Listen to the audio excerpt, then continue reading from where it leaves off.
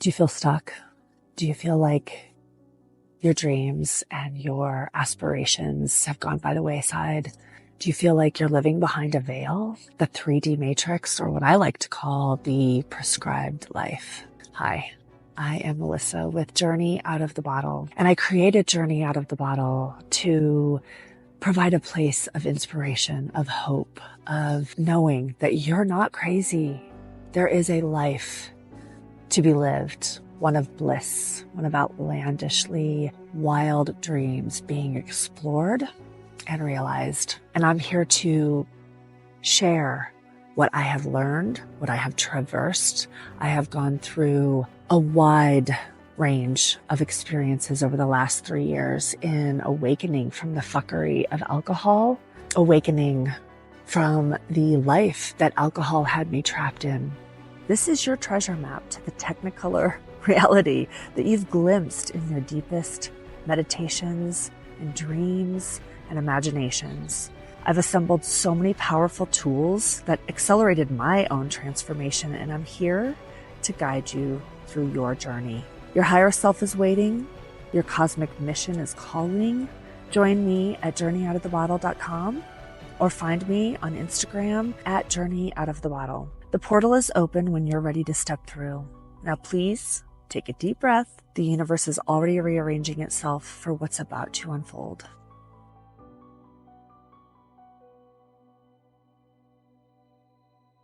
Taking spirituality into consideration when people have a adverse reaction to alcohol, let's just say, right?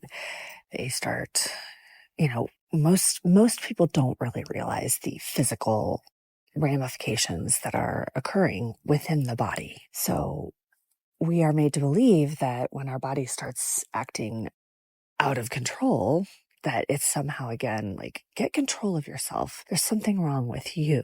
And of course, if something really horrific happens,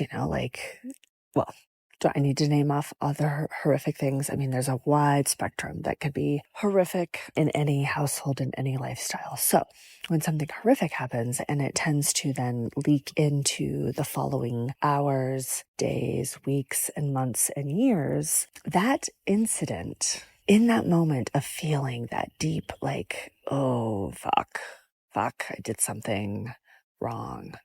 I am now in trouble. And part of that is coming from our own soul. It's coming from our own inner soul, but not from a shame place, not from like you're bad. It's like, hey, this substance doesn't work for us. Do you see what it just did? And let's not do that anymore. But we don't listen to that. We're not taught to listen to that voice on any other topics. So why would we listen to it on this one? And the fuckery here is then the substance changes our whole neurochemistry and shit just snowballs. It snowballs out of, often out of control. And again, control is a spectrum, right? I also believe that this notion that the drinker is broken. I am going to dedicate a good portion of my mission to ridding society of the word alcoholic. Get rid of that fucking label. We don't label all of our other afflictions, addictions, desires. Let's get rid of the labels, okay? When you drive a car and you're sitting in traffic, that creates road rage. There's something going on inside of the mind and the body that's getting triggered by that. But those are the tools. You have to have a car and you have to be in the car with the car driving with other people around you, typically to have road rage, right? So to be an alcoholic, you have to have a tool, and that tool goes in and does exactly what it is meant to do. It loosens things up. It slows things down. It takes the edge off. It uninhibits us. It takes the inhibitions down a few notches so that we can relax, we can chill out, we can feel a well-deserved buzz. Am I right? I know I'm right. I know I'm right. I can speak with authority on this, and nobody has to agree with me on this, but I'm just going to keep saying the same messages, probably not repeating it verbatim, but it's going to come out of me over and over and over and over again. And I'm tying together how alcohol, it masks our true selves. It ruins our intuition. It completely destroys our confidence in creating our imagination. Now, I'm not saying you can't be creative. I'm not saying that you can't have intuition. I'm again speaking for myself that it masked it. And I think the mask was a lot thicker than I even ever imagined. I mean, we call drinking liquid courage. Like, I'm going to take some of this and then I'm going to feel courageous. Well, the problem is when that wears off, it's like, you got to tap into your own resources, and we're not taught how to tap into our own resources. We're taught to outsource our tapping in to teachers and to bosses and to others, to wives, to husbands, to parents, to institutions, So yeah, tapping in. The mask for spirituality, the mask for self-awareness, the mask for raising consciousness, the mask to living out our dreams, the mask to being who we are not. The liquid courage is the prescription for living a prescribed life. And a prescribed life to me is one in which it's just handed to us.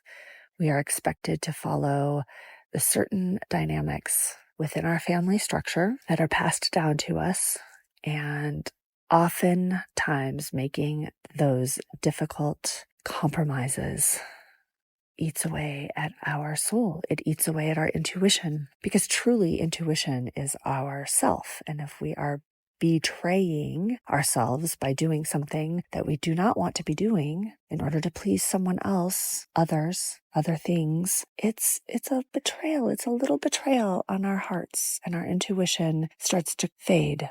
And there comes the shadow. The shadow then it's just the mask. It's the dim. It's the dimming of the light of the true nature. And so when we want to do shadow work,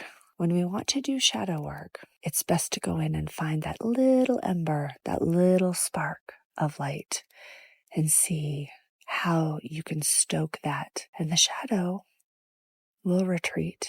It will move aside for the light to start showing, because then your intuition grows, your confidence grows, your inner self percolated and promoted courage grows. Your neurons are firing, your synapses are connected, you're sleeping better, your skin is better, your overall well-being is better. The stress and the anxiety that liquid courage told you it would take away is actually going away. Because your brain is working properly. The neurons are recalibrating. Your whole body is recalibrating just with nature. When a forest burns down, it regrows. When you don't mow your lawn and you let it go, it will go crazy. It will grow and grow and grow. And so is such as our bodies. Our body is nature, it's biology, and it regenerates. Now, not everything comes back online, but a lot. Our bodies have a very, very, very, very wondrous capability of repairing itself. When you remove this poisonous, toxic substance and give it a chance to, be healthy, it will come back. And you will notice improvements immediately. And then it will just exponentially get better. And then you get to start feeling your feelings. And that is not nearly as scary as it is when you are drinking. I will tell you that facing your problems and your fears and your worries and your doubts and your challenges is so much more fucking easy without a hangover. So much easier. You're going to be so pleasantly surprised And here's where the bullshit kicker comes in, is that we're also made to believe that this is really fucking hard because we're broken. So not only are you broken, but you got to take away the thing that helps you feel less broken, the perpetuated systemic gerbil wheel cycle of fuckery, that you have some deep, deep beliefs that you are broken. One, if you can't drink because you can't hold your liquor, there's something wrong with you. You're broken. So you should stop drinking. You're an alcoholic. And so now you got to take away that thing that you thought was helping you be a more socially adept, sophisticated, intellectual person, because that's what all the ads, everybody's having such a fucking good time with this. What is wrong with me? Why can't I manage my alcohol? Now I'm a fucking alcoholic and I can't take anything because I'm broken and something's wrong with me, and I gotta try to muster myself out of this fucking hole. Good luck. I mean, let's not do it that way. If you want to try it that way, go for it, but I don't suggest it. That is outsourcing beyond belief. You are not broken because you drank poison. You are not broken. The poison amplifies the little traumas that happen within you, within us, within all of us. As children, we all experience some sort of trauma. And trauma can be just as simple as a sibling being born. Trauma can be a lost Lego under the seat and a parent really just doesn't give a shit, and it's, it's right there, but no one can reach it. Your favorite doll accidentally got donated and no one can find it and it's gone forever. You accidentally walk in on a fight, or you walk in on something and someone is like, get out of here, How scary is that for a little kid? Or even just falling down and hurting yourself and not just being able to fucking cry it out and be like, instead of somebody and all these people like running around you like, oh my God, are you okay? Are you okay? Are you okay? I mean, and then you're like, well, I don't know. Fuck, that does hurt. Am I okay? Am I okay? Maybe I'm not okay. And every time that I fall, people come running. But then as I get older, nobody cares that I'm hurting. Nobody cares. Or I don't tell them. I mean, okay, so trauma, we all have trauma. And those little traumas usually are the things that create the shadow, because we are told to be quiet. We're told to sit down, be quiet, stop using your imagination, go to sleep when you're not tired, get back in bed, stop being so silly. I mean, that list can go on and on and on. And so as free-spirited children, when our training starts to be a productive and acceptable member of society, those behaviors are not acceptable. That is not acceptable in a classroom. You have to sit quietly. Don't touch. Do not touch things. Don't visit with your neighbor. Don't be too loud. Don't be too soft. Engage, but don't interrupt. Stand in a line.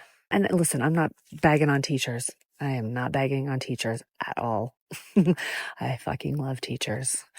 They're just following along and they're miserable as fuck, I'm sure.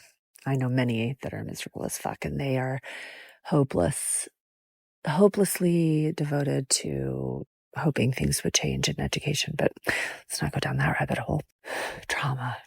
So alcohol, the promise and all the advertising and the marketing and the social media and, everything around us, restaurants and cocktails and mocktail bars and sporting events and everything is mocktails, rosé, whiskey tasting, pairing. I mean, the list is endless on where and how you can consume this substance. We're told that it's good. It's good for us. It's good for you. Look how much fun you should be having on this. And if you're not having fun, You should go over here and stand in that line. Keep coming back and admit that you are powerless. You are broken. While the rest of us over here are pretending like we're having a great fucking time. And meanwhile, people are, let's just say a small percentage of people are having an actual, real fucking amazing time with alcohol. You know, doesn't impact their lives at all, doesn't have any sort of negative effects. I mean, awesome. Fuck yes. Great. What an amazing tool to relax, because again, I'll come back to all of my other points too, is that we are trying and desiring pleasure. And pleasure comes from tweaking, equalizing, changing, amplifying our consciousness. So yeah, alcohol is a great fucking tool for that. It works. It works almost immediately. Takes the edge off right away. So trying to figure out and tweaking how to make that work for you when behind the scenes it's like the little gremlins taking apart the airplane wing. It's it's in there like, all right, disconnect these synapses and replace it with high levels of this and reduce these levels because alcohol is adding all of this, and then let's turn on the craving. Let's turn on the tolerance. Let's turn on the dependence. Let's turn on the agitation. Let's turn on that list goes on and on and on and on and on and on and on. Oh, well, let's turn off the memory. Let's turn off the cognition. Let's turn off good choices. And good choices, when your inhibitions are lowered, sometimes they get lowered significantly. And sometimes the choice isn't even ours at that point. It really is not. And I know people are like, oh, because you didn't manage how much you drank, then you made a bad choice and this is all your fault. And someone's like, I don't even remember doing that. Well, see, you're fucking broken. That's your problem. Well, I'm sorry. I drank poison. Thank you for joining Journey Out of the Bottle. I hope you enjoyed this episode. And for more information or to connect with me, please visit journey-couture.com or visit me on Instagram at Journey Out of the Bottle. Thanks for listening. I hope you have a beautiful and blissful, outlandishly wild day.